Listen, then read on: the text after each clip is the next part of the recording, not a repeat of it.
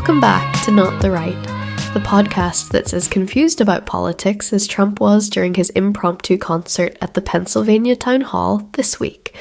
I'm Natasha, and with me is my fellow truth slayer, Nick. Buckle up, because this one's a doozy. Oh yeah, this one takes the cake. So picture this. Trump's holding a town hall at the Greater Philadelphia Expo Center because nothing says serious political discourse like the fairgrounds. And then, bam, not one, but two medical emergencies derail the whole thing. I know, right? And Trump's response to all of this, he turns the event into Coachella for MAGA fans. That's right, ladies and gentlemen, we went from politics to Ave Maria and YMCA in a heartbeat.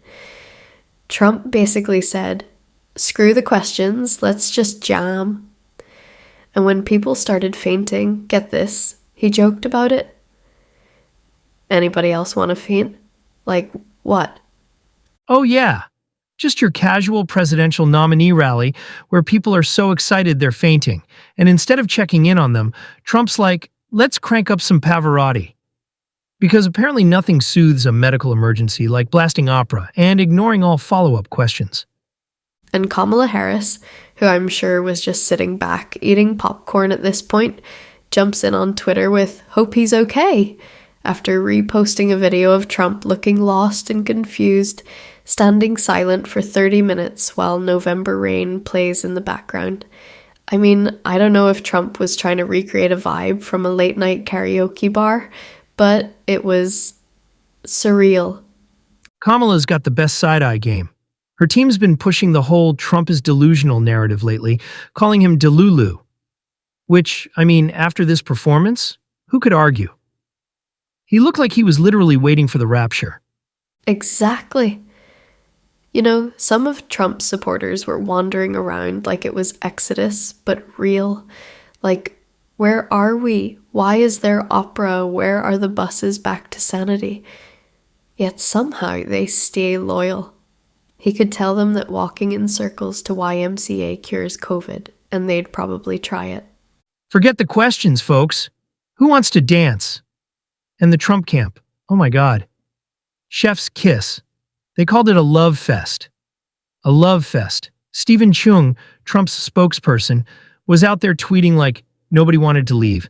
They just wanted to hear more from DJ Trump's Spotify playlist. Seriously, you can't make this stuff up.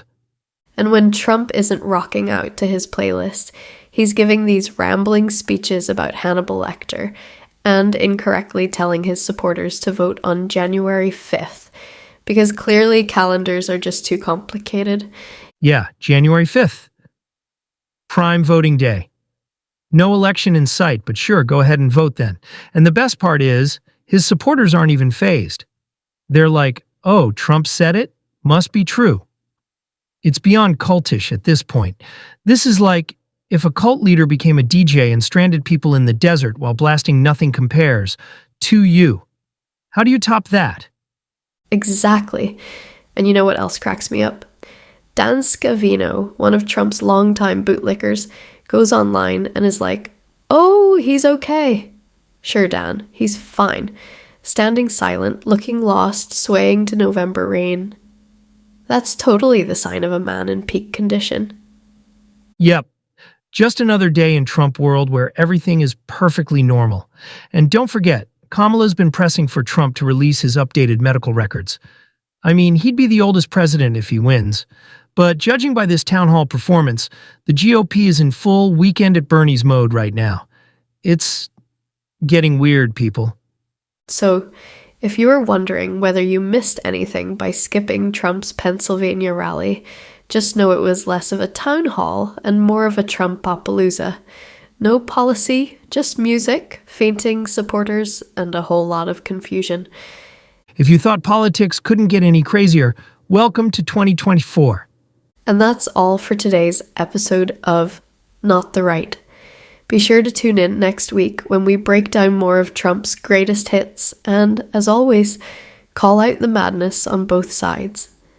Because someone's got to do it, and it sure as hell ain't going to be Fox News or CNN.